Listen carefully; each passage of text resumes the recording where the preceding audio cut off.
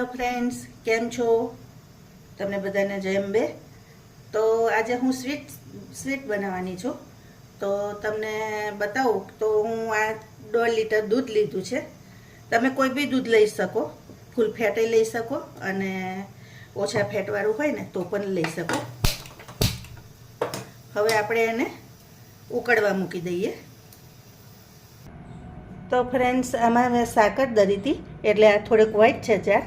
એમાં જ હું આ બ્રેડની સ્લાઇસ છે જે 3 છે આવી રીતે બોર્ડર કાપીને લીધી છે એને ક્રશ કરી લઈશ. દૂધ થાય છે ત્યાં સુધી આ બીજી પ્રોસિજર કરી લઉં હું. તો જો બ્રેડને આવી રીતે ક્રશ કરી લીધી છે તો આવી રીતે થઈ જવી જોઈએ છૂટી છૂટી, બરાબર.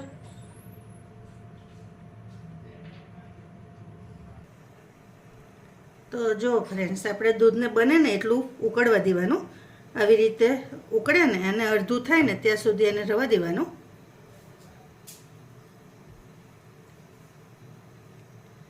હવે આમાં આપણે ખાંડ એડ કરી દઈશું. તો આ અડધો કપ દરેલી સાકર લીધી છે એ એડ કરવાનું. આ તમારે છે ને તમારા ટેસ્ટ પ્રમાણે વધઘટ તમે કરી શકો. એવું હોય ને તો તમે થોડુંક ઓછું રાખીને પછી ટેસ્ટ કરીને ફરી એડ કરી દેશો ને તો પણ ચાલશે. હવે આપણે એને બરાબર હજી ઉકળવા દઈશું.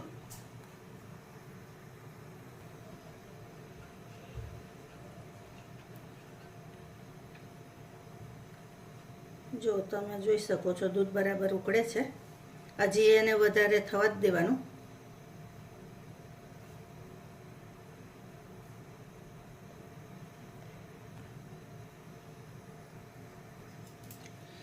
હવે આટલું દૂધ ઉકળી જાય ને એટલે આપણે આ બ્રેડને જે રાખી હતી ને એ અંદર એડ કરી દઈશું. ક્રશ કરીને જે રાખી હતી ને એ.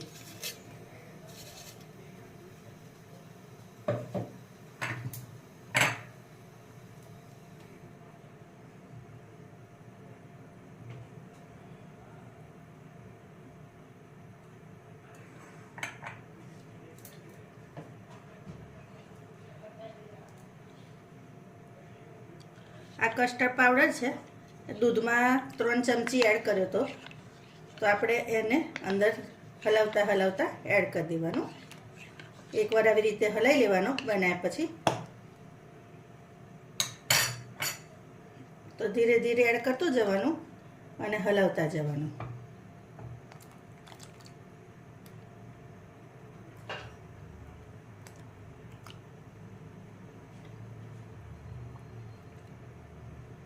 તમારે આ સ્ટેજ પર તમારે છે ને તો આને ચાખી પણ લેવાનું કે થોડુંક તમને કેવું લાગે છે કઠણ.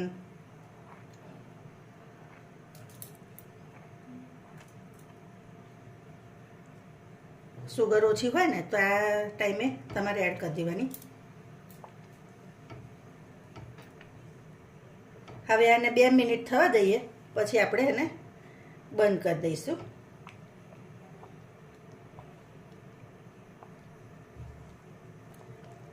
હવે આમાં ફ્લેવર આપવા વેનીલા એસેન્સ રેડીશ થોડુંક. આ ઓપ્શનલ છે, તમારે એડ કરવું હોય તો કરાય, ના કરવું હોય તોય વાંધો નહીં. પણ થોડોક જુદો ટેસ્ટ આપવા અંદર એડ કર્યું છે મેં.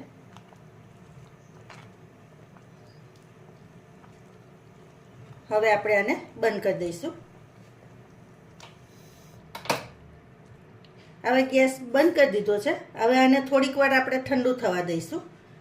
આમાં તમારે થોડોક યલો કલર આપવા માટે કેસરવાળું દૂધ એડ કરી શકો, કાં તો ફૂડ કલર આવે છે ને તે એડ કરી શકો. હું કેસરવાળું દૂધ એડ કરી દઈશ થોડુંક. તો હવે આ કેસરવાળું પાણી એડ કરી દેવાનું અંદર.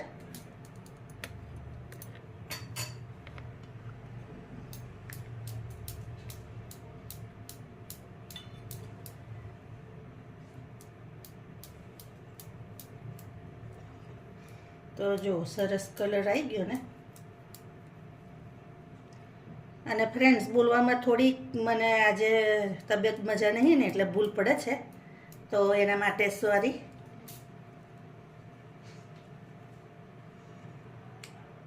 હવે આપણે આને થોડીક વાર ઠંડુ થવા દઈએ. તો ફ્રેન્ડ્સ આવી બ્રેડ લીધી છે અને હું વણી કાઢીશ. આવી રીતે થોડીક ચપટી કરી દેવાની.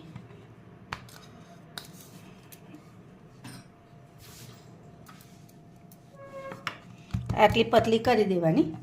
જો તો હું બીજી બધ કટ કરીને પછી બતાવું તમને. હવે આવી વાટકી લેવાની, એનાથી આમ કટ કરી લેવાની બ્રેડને, અને આટલી આટલી આપણે કરી ગોલ ગોલ કરી લેવાની. તમે ચોરસ પણ રાખી શકો, એવું નથી કે તમારે ગોલ જ શેપ આપવો. આવી રીતે. તો ફ્રેન્ડ્સ, આ કાજુ બદામ પિસ્તા લીધા છે, તો થોડા થોડા હું અંદર એડ કરી દઈશ. ડ્રાયફ્રૂટ તમે તમને ટેસ્ટ જેવો ગમે ને વધારે ઓછો એવી રીતે કરવાનું. આટલા હું ગાર્નિશિંગ માટે રવા દઈશ.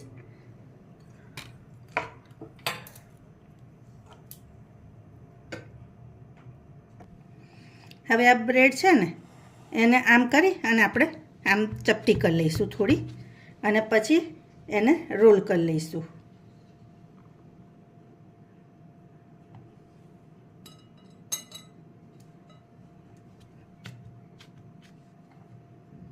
તમે સીધી પણ મૂકી શકો, આમ સીધી મૂકવી હોય ને તો પણ મૂકાય.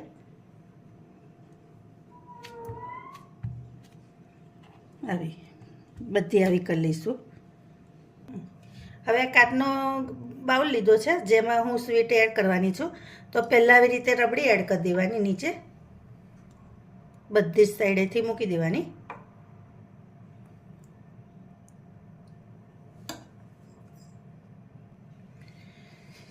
આવી રીતે કર્યા પછી આ સ્લાઈસ મૂકી દઈશું આપણે.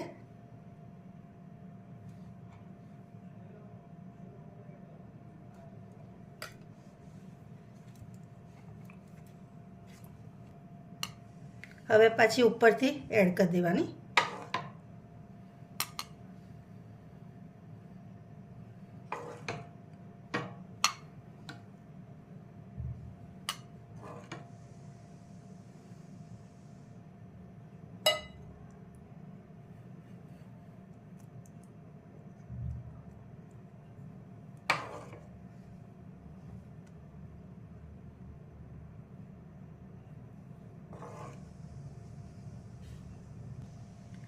તો હવે આની પર બીજી આપણે એડ કરી દઈશું આવી રીતે.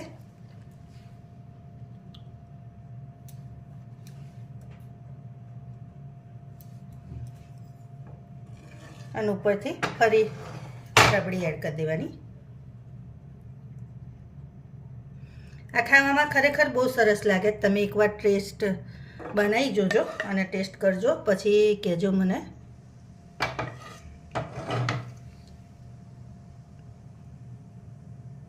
આવી રીતે બધી રીતે.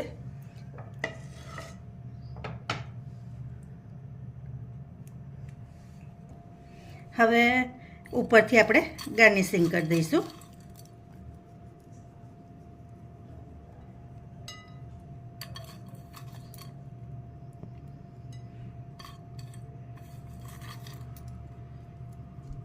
હવે આપણે ફ્રીજમાં એને 2-3 કલાક માટે રવા દઈશું. 2-3 કલાક પછી હું તમને ફરી બતાવીશ. તો ફ્રેન્ડ્સ, જો ઠંડી થઈ ગઈ છે તો હું તમને બતાવું કેવી થઈ છે. તો લો, તમારું મોઢું મીઠું કરાવું છું. તમે ટેસ્ટ કરીને કહેજો કેવી થઈ છે. અને અંદર જુઓ એકદમ સરસ ભાગ પડે છે. તો તમે પણ આ રેસીપી એકવાર જરૂરથી ટ્રાય કરજો. ચાલો તો ફરી નેક્સ્ટ રેસીપીમાં મળીએ. Thank you.